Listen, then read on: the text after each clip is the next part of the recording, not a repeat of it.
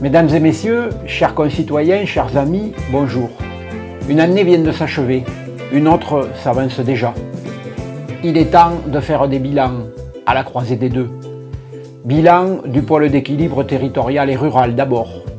Ce regroupement de 4 intercommunalités, Pays de Duras, Pays de Lausanne, Val-de-Garonne Agglomération et Landes des Coteaux de Gascogne, a œuvré à l'élaboration du SCOT, le schéma de cohérence territoriale. Ce document de planification stratégique vise à organiser l'aménagement du territoire à l'échelle de ce grand bassin de vie. Bilan de la coopération intercommunale aussi. Val-de-Garonne Agglomération fait partie de notre quotidien par les compétences qu'elle exerce. La voirie, l'enfance et la petite enfance, la collecte des déchets, l'économie sont quelques-unes des politiques publiques que nous partageons à 43 communes pour 62 000 habitants. Elle est devenue l'espace incontournable de projets et de solidarité territoriale. Bilan de l'action municipale enfin, qui s'articule à 2 niveaux. Au plan intercommunal, soyez assurés de notre engagement pour faire entendre la voix de Cocumont, défendre ses intérêts de communes pôle relais et contribuer à l'élaboration des politiques publiques partagées. Au plan communal, par un engagement sans faille d'une équipe au service du collectif, de l'intérêt général. Équipe que je tiens à remercier chaleureusement d'ailleurs, pour son bilan d'action dense, riche, intense, tant sur le plan du suivi des chantiers que sur celui des projets à bâtir, au terme d'un impressionnant marathon de réunions et de comités de pilotage. Je vous invite à me suivre sur le terrain. C'est par la cérémonie d'accueil aux nouveaux habitants que nous débuterons ce tour d'horizon. Organisée tous les 2 ans, elle offre un temps de rencontre et de convivialité à celles et ceux qui ont fait le choix de vivre à Cocumont.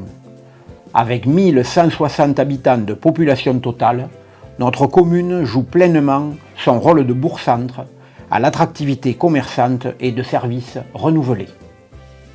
En témoignent plusieurs initiatives privées au cours de l'année écoulée. C'est la transmission de la station de lavage automobile qui s'est enrichie d'une laverie automatique. C'est l'ouverture du Coucou Sportif, complexe sportif de padel, lieu de convivialité qui fidélise une clientèle du Grand Marmandais. C'est enfin la reprise et le sauvetage du tabac journaux-jeux de Bernard et Paquita de Loubes, après 44 années de service et une retraite bien méritée. Merci à Éric Parinello, Aurore l'Église et à la famille d'Alcin pour leurs belles initiatives. Inauguré en juin dernier, le lotissement Léo de Bellevue, dont la viabilisation a été confiée à la SEM 47, un partenaire de confiance, a bien débuté sa commercialisation. Avec 3 lots vendus en 6 mois, nous sommes au double du prévisionnel fixé, 3 lots par an. Ce sont à terme une 50aine d'habitants supplémentaires attendus dans ce nouveau quartier. Le village privilégie son embellissement par la poursuite de l'opération façade sur le bourg et la création, en janvier 2025, d'un zonage resserré autour de la place des Vignerons. Doté d'un niveau d'accompagnement financier plus élevé, il a pour objectif de donner un bel aspect architectural au cœur du village. Un cœur de bourg qui a poursuivi sa mue au cours des derniers mois. Fini le temps des démolitions. Les reconstructions auront occupé l'année 2025 et devraient se poursuivre jusqu'en mai prochain. Jugez-en plus tôt.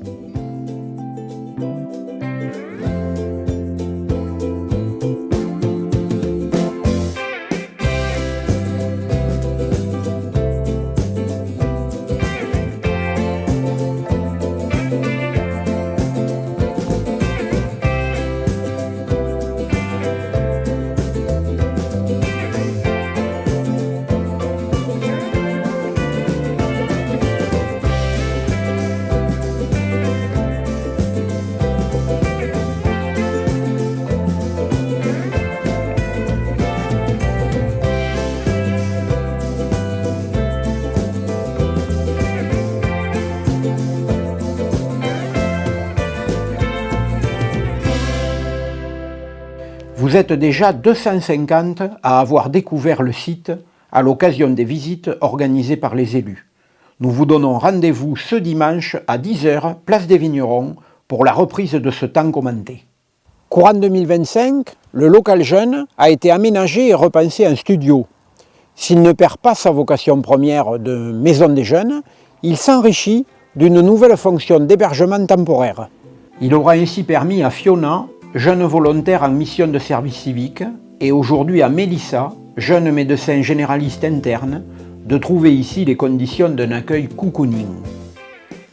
Sous l'expertise du CAUE de Lot-et-Garonne, l'équipe municipale vient de finaliser le plan guide du village, un outil de planification visant à orienter l'aménagement du bourg dans diverses thématiques, les mobilités, les paysages, la résorption des friches, la création de logements. Un outil essentiel qui va nous permettre d'alimenter la réflexion collective sur la révision en cours du PLU. Révision entreprise il y a 1 an et qui a permis de valider le diagnostic territorial, le projet d'aménagement et de développement durable et dont l'approbation est attendue à l'été 2027. Avec le développement et la densification du village, se pose la question de la sécurité routière et du stationnement. Une question qui préoccupe largement l'équipe municipale puisqu'en 2025, 3 plateaux ralentisseurs auront sécurisé 2 entrées de bourg parmi les plus fréquentées. La rue de l'École a elle aussi fait l'objet d'un aménagement temporaire pour répondre à l'urgence d'une situation jugée à risque devant l'entrée. Ce dispositif fait actuellement l'objet d'une évaluation auprès des usagers pour décider ensemble de son devenir. Autre sujet de première importance, le stationnement au cœur du village. Avec un centre requalifié et embelli, la transformation par division de plusieurs maisons du centre-ville, la création de nouveaux commerces et le recentrage des activités autour de la place des Vignerons, le sujet du stationnement constitue un enjeu majeur. Dès la livraison de Cœur de Bourg, ce seront 25 à 30 places de stationnement nouvelles qui viendront enrichir l'offre de parking au cœur du village. Parallèlement, l'acquisition récente du terrain Saint-Germain à 50 mètres de la place permettra la création de 20 places supplémentaires, portant à une 50aine les nouveaux emplacements dédiés au stationnement tout près de la place centrale. Une aubaine qui permettra de soulager la place des Vignerons afin qu'elle retrouve en partie sa vocation de stationnement essentielle à la clientèle commerçante. Très lié au stationnement, l'élaboration du plan guide nous a permis d'engager une réflexion sur les mobilités dans le village, et notamment les déplacements à pied ou à vélo, que l'on désigne sous le nom de mobilité douce. Mobilité pour les véhicules, dont le projet, à peine esquissé, donnera lieu à des travaux préalables et à des préfigurations. Mobilité douce, pour offrir aux piétons des déplacements sécurisés, facilités et les plus directs possibles entre les lieux de stationnement et le cœur commerçant. Ce projet, forcément évolutif dans le temps, nécessitera quelques acquisitions et aménagements. Enfin, la signalétique routière à l'intérieur du village est une réponse attendue par de nombreux visiteurs de notre commune. Ils nous reprochaient, à raison, l'absence de repères et d'indications fiables. C'est désormais chose faite, et je tiens à remercier le groupe de travail qui s'y est impliqué. Avec le maintien de nos 2 fleurs au label Villes et Villages Fleuris, nous saluons le travail de l'équipe des espaces verts au service de l'embellissement de notre village. Merci aux agents municipaux qui s'engagent sans compter à l'école pour l'accueil, l'accompagnement, la restauration scolaire, aux services techniques pour la voirie, la maintenance, les espaces verts, les cimetières, à la mairie ou à la poste pour vous accueillir avec professionnalisme et dévouement. Merci aux nombreux bénévoles qui, cette année encore, ont participé aux divers chantiers dans le cadre de la journée citoyenne. Nous étions 75. Mais également à ceux qui ont fait vivre les 4 chantiers participatifs du Vallon de la Ramon au cours de l'été. Sans oublier, bien sûr, le dynamisme de nos 27 associations qui animent la vie sociale et festive tout au long de l'année, qui s'impliquent dans les organisations municipales comme le Téléthon, les marchés bimensuels, l'été culturel. Une manif qui, cette année, aura connu sa meilleure affluence avec 775 spectateurs sur 9 événements organisés. Mention spéciale enfin à la petite équipe de Cocumont Mémoire et Patrimoine qui mène avec courage et détermination la restauration de l'église de Briolet. Nous évoquions l'arrivée de Damien Beneil au service technique l'an dernier. Nous avons accueilli cette année Rachel Lolland au secrétariat de mairie pour l'accueil des administrés et la comptabilité. Fiona Montalban et Cyrielle Sibé auront également apporté leur enthousiasme, leur jeunesse, leur créativité dans le cadre de leur mission de volontariat de service civique réalisée 8 mois durant à la mairie sur les thématiques du patrimoine, de l'aménagement du vallon et des jumelages. Merci à elles et à Incite pour cette belle aventure. Enfin, bienvenue à Fabien Jean, jeune volontaire territorial en administration, recruté pour un CDD de 1 an grâce au concours de l'État qui a retenu la candidature de la commune de Cocumont sur ce dispositif et nous a alloué une participation de 15 000 € pour ce recrutement. Fabien sera chargé de l'animation de la vie commerçante et artisanale. Nous lui souhaitons bien sûr la bienvenue à Cocumont.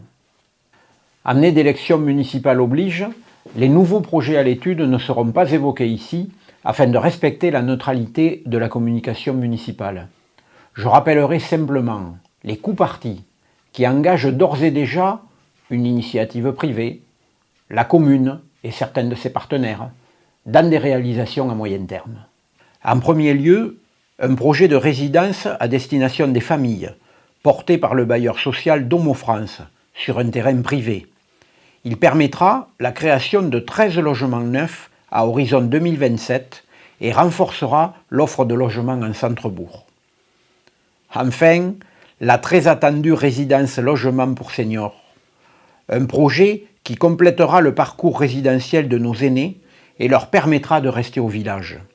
12 logements de 32 à 46 mètres carrés, une salle commune, des animations pour favoriser le bien vieillir. Je remercie le bailleur social Habitalis, son directeur, ses équipes pour leur accompagnement dans ce projet, ainsi que l'ADMR pour sa contribution au projet de vie qui en découlera.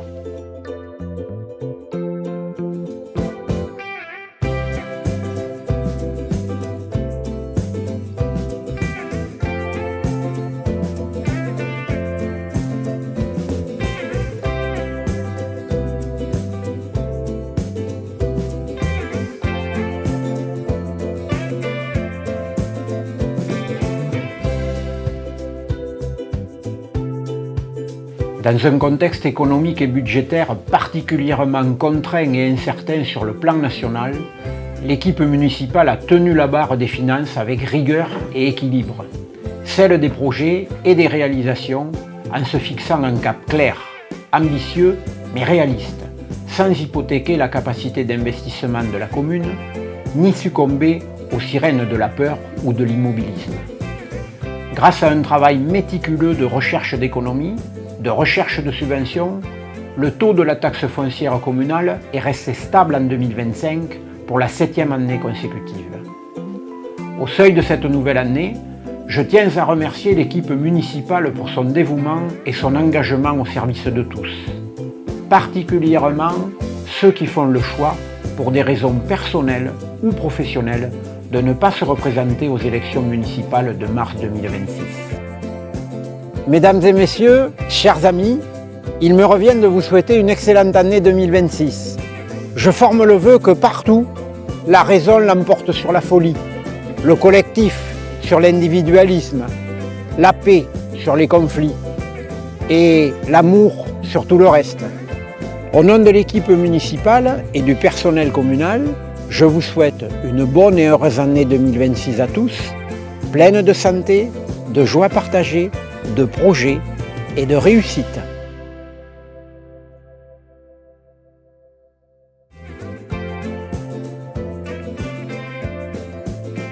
Non, quand il se lèche.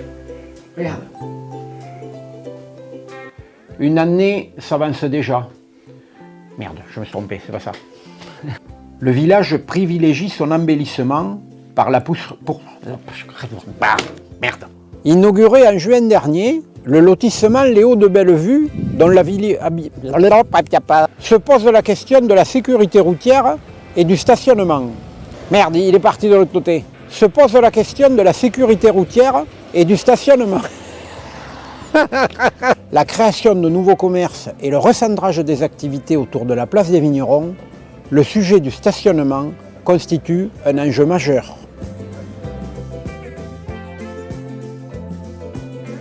Ma Titi, qu'est-ce qu'on se caille, ma Titi? Je suis bleu. Je suis bleu, je suis bleu.